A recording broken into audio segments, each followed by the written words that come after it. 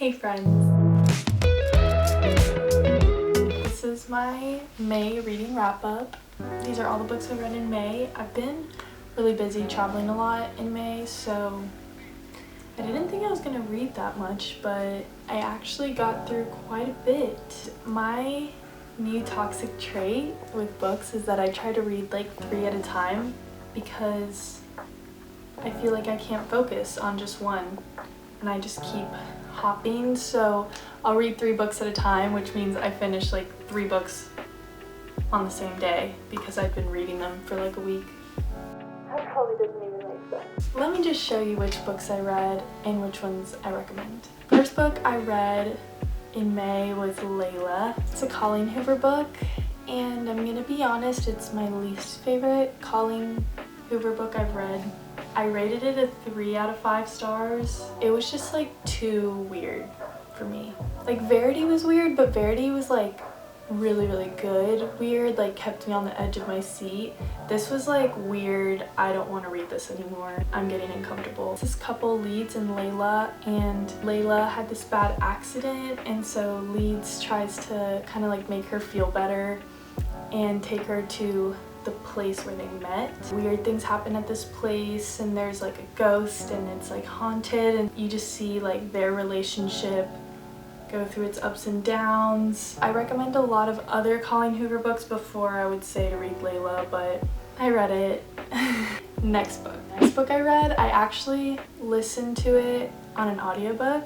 It's Daisy Jones and the Six, and it's written in like script format, so that's why I wanted to listen to it on audio, because I've heard that it's just better on audio. It was so good. Taylor Jenkins Reid is just so good at creating characters and making you think this is real. I wanted to like look up the songs or look up this magazine or look up like this concert because it just seemed like this really happened. Daisy Jones and the Six is basically about this rock band, and it takes you through everyone's perspectives. It focuses a lot on themes of like sex, drugs, and alcohol, and just that kind of side of like rock and roll and bands and music in LA and all that. I rated it a 4 out of 5 stars just because it's not my favorite Taylor Jenkins Reid book, but I still highly recommend. Loved it. The next book I read, kind of very different, but it's called The Defining Decade: Why Your 20s Matter and How to Make the Most of Them Now. I rated it a 3 out of 5 just because there's some things that I really did not relate to in this book. If you're like in college, college age, out of college, working out of college, like I recommend this book. Earn a new perspective on life. Oh my gosh, the next book I read because I just had to because it just came out.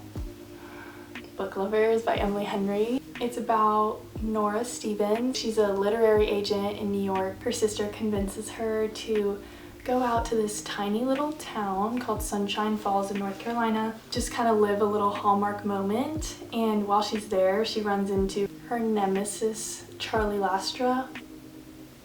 Like, it's so cute. It gives like small town vibes, but they're also both like big city kind of people. It's enemies to lovers. What I loved about it was like the miscommunication that they kind of had to be enemies. It was like very realistic. I gave this a 5 stars. I loved it.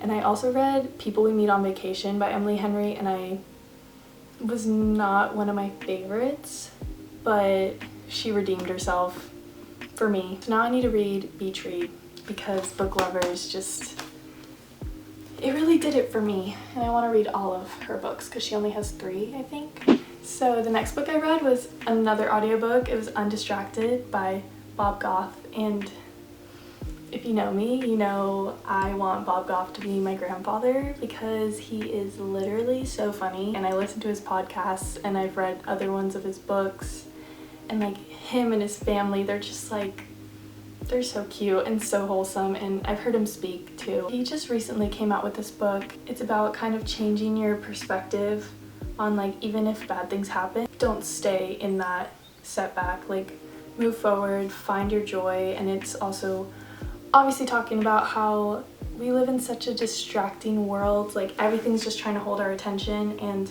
what we really need to hold our attention on. He just always brings it back to Jesus, and like always brings it back to how God is our ultimate joy. I also love that he narrated it because it was just like a really long podcast to me.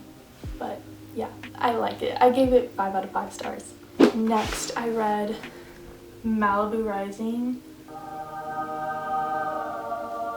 5 out of 5 off the gate. It's set in Malibu in the 1980s, but it switches perspective from like the Riva kids growing up and then the present day. The whole story takes place in 24 hours. It's about this big party in Malibu and just like rich and famous people, but like in the 80s, and like the surfer vibes. The setting was so good.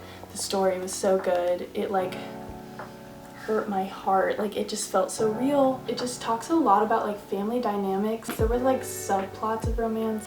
And if you read Daisy Jones and the Six and Seven Husbands, it's like the same world. This is about Mick Riva from Seven Husbands. This is about his family and like his kids. I highly recommend you need to read this summer. Taylor Jenkins Reid is my new favorite author. I'm trying to read all of her books this year. The next book I read, I lost the cover of this, but it's Get Out of Your Head by Jenny Allen. I heard her speak at Passion, and ever since then I listen to her podcasts and I just love the advice she gives to like the youth. I just feel like she's very relatable. It says it's about stopping the spiral of your toxic thoughts. If you struggle at all with like thinking negatively of yourself, of others, of like doubting your faith like at all, this book actually helped me so much to like stop spiraling in negativity and just like really be positive and think about like where our joy really stems from. 5 out of 5 stars. I really recommend this if that's something you struggle with. It helped me a lot. I threw it back now. I went to an Agatha Christie book. This is The Murder on the Links. I actually went to the library. They were selling this book for $1. I've read a couple of her books. And it was a Poirot novel. And I've only read one other Poirot novel. And this is the second one in that whole series. It takes place in like the early 1900s. Personally, I don't really relate to the society of this novel, or like the diction and the wording that she uses, but nonetheless, doesn't take away from the story. I will still read a book by Agatha Christie all day. The problem I had with this book, I knew who the killer was in the beginning of the book. I could have guessed it. I'm always just on the edge of my seat. Like I will let the author tell me what to believe. But I was like, is no one seeing this? Like I thought it was so obvious. Death on the Nile, and then there were none. Like I was not expecting what happened. It was a little predictable. Doesn't mean I'm done reading Agatha Christie. I'll read more of her books, but I gave it 2 stars. The last book I read this month was Happily Ever Island. It's about this girl Madison. She's like big Disney geek, like loves everything Disney. And she gets invited to Disney's new private island, Happily Ever Island. You can become your favorite princess for the week at this island. And so she brings her best friend, Lainey. Lainey's not like a big Disney fan. They're both very opposites, but they go to this island. Lainey is Merida and then Madison is Cinderella. I gave this book 3 stars because I gave it a whole star just because it was Disney and I love Disney and I love the Disney vibes and I got the Disney magic in this book, but it was a little cringy. Actually, no, it was a lot cringy. Apparently it comes out June 7th.